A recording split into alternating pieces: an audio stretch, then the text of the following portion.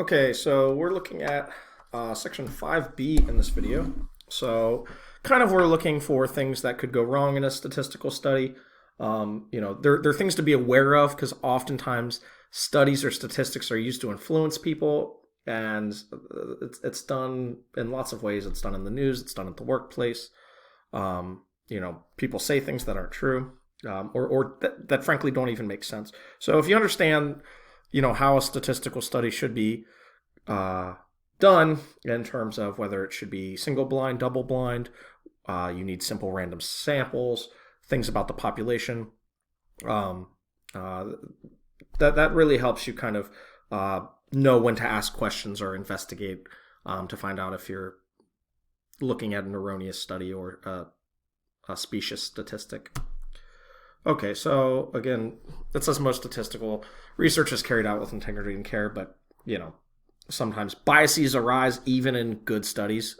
Sometimes there's uh, lurking variables that people didn't take into consideration that are found out later and might change the opinion of people in that area or that field, and that's okay. It just does mean that you always need to be looking and keeping fresh eyes on things like that. Okay, so there are 8 guidelines that can help you answer the question, should I believe in a statistical study? If you ask me what 8 guidelines were, I mean, I don't know off the top of my head. This isn't something you're going to remember, but the more you work with statistics and study the competent practices, then usually you can spot these things. It's not like you run through a checklist in your head. At least I don't. Okay, so get a big picture of the study. Guideline number 1, I suppose. What was the goal? What was the population? That's a big one. A lot of times, if you don't understand the population under study, then they can make a really wild conclusion. And was it an observational or an experiment? And again, as we talked about, should it have been single blind, double blind? Was it? And was the type of study appropriate? Typically, an experiment is going to be a more effective tool if you can use it. Observational studies do lack that. But some things, observational studies are the only thing you have, due to ethical reasons or historic reasons. Sometimes an observational study is the only tool at hand. What about the source? Okay, so yeah, again, so sometimes there are bad actors that try to quote things just simply because they're in their favor, and the people carrying them out may be biased.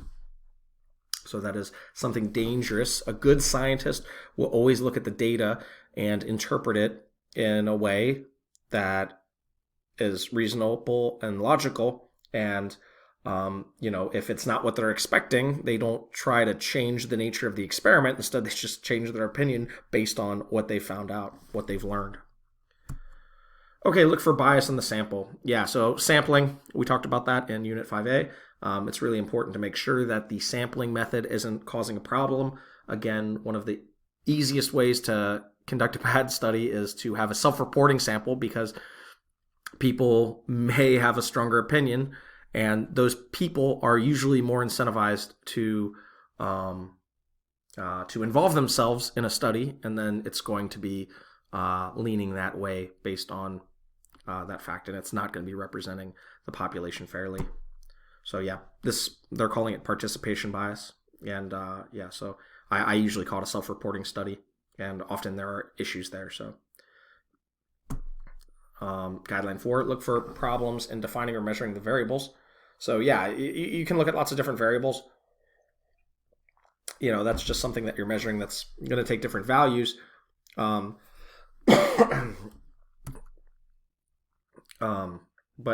maybe it is not the right variable in terms of what is affecting whatever you're looking at. Okay, so here's an example of that. A commonly quoted statistic is that law enforcement authorities succeed in stopping only 10 to 20% of illegal drugs entering the United States. Should you believe this statistic? That's a pretty big window, 10% to 20%.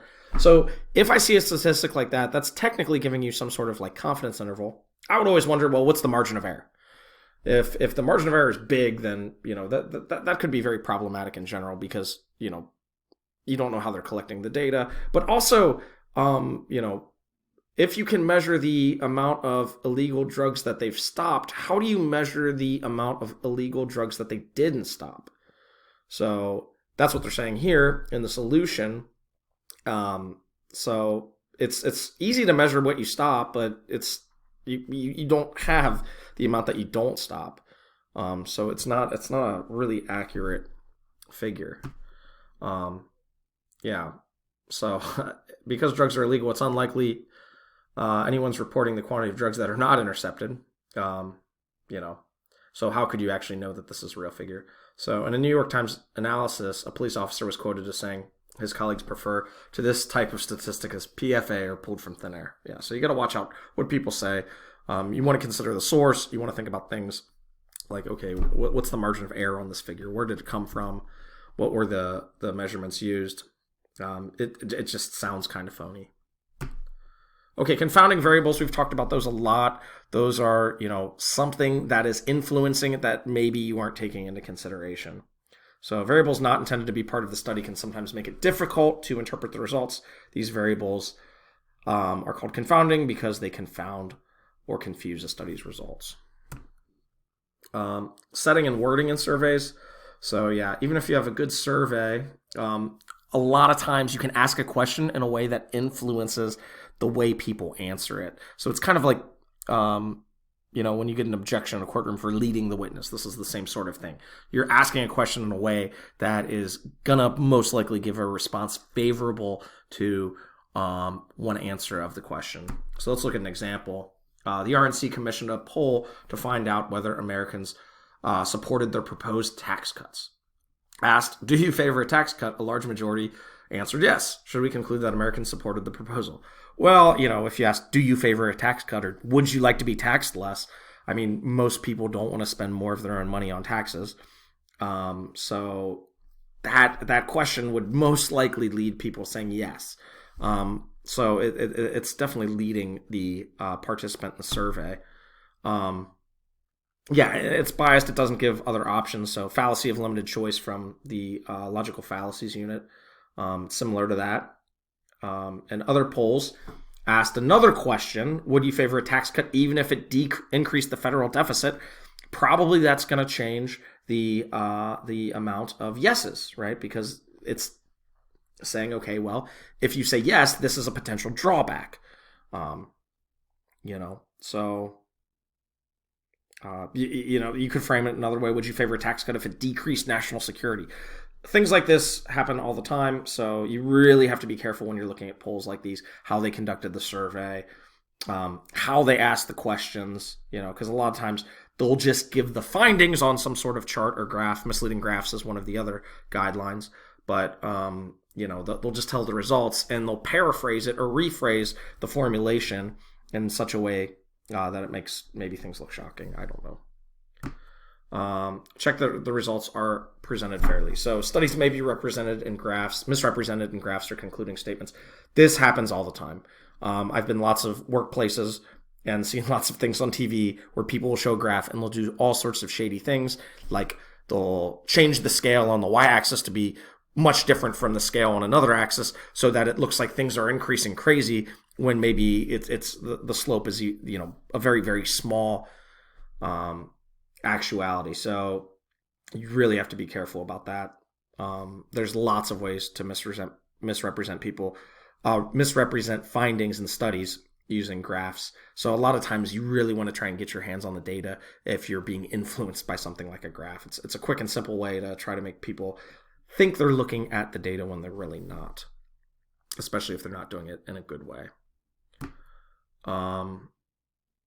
So researchers may misrepresent the results or jump to conclusions. So it's kind of like a way to get people to think they're understanding the statistics, but maybe they're way overemphasizing something that's really going on by making it look much more drastic than it is. That seems to be one of the big ways that it's done with graphs in my experience.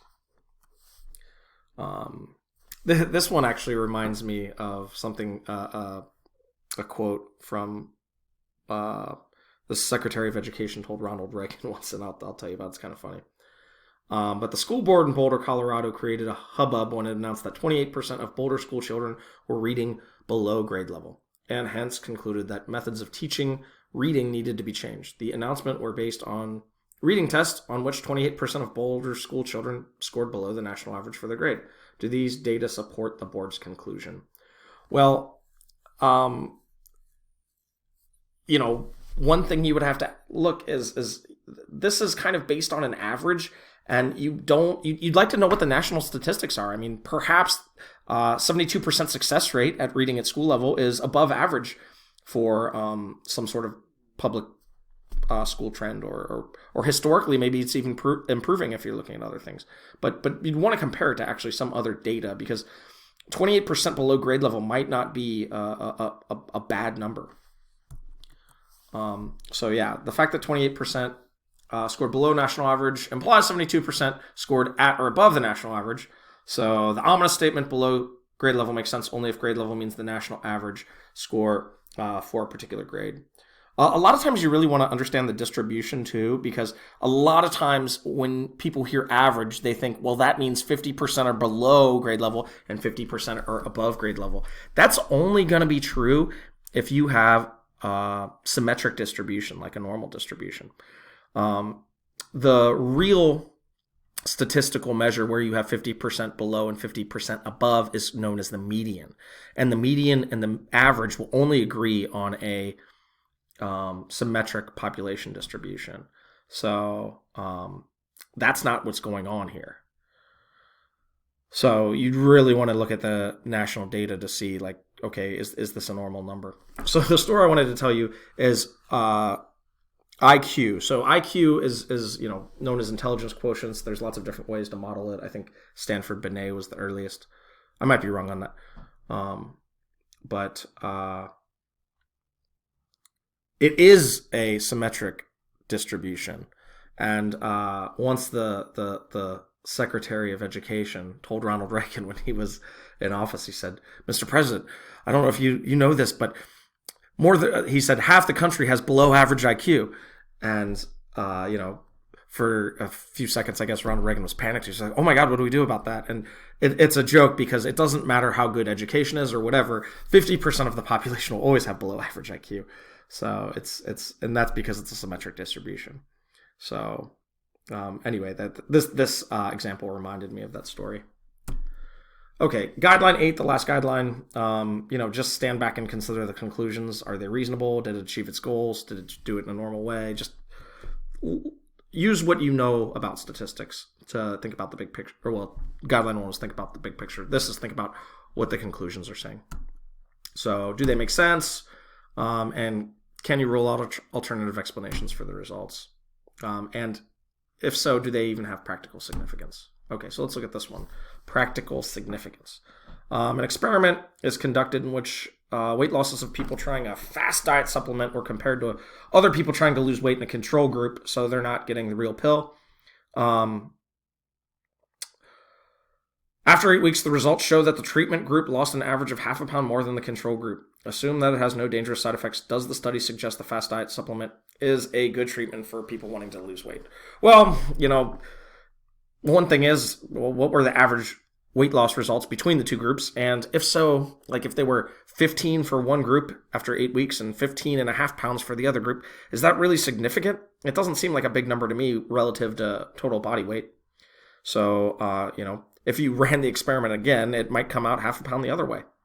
It doesn't seem like a very large number, but I'd want to know a few other things myself. So compared to the average person's body weight, the difference of a half a pound hardly matters at all. So even if the study's flawless, the results don't seem to have practical significance. Yeah.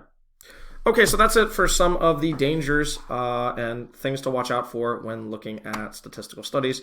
Again, they're very closely tied into what we talked about in terms of doing good statistical experiments and sampling in the Unit 5A lecture.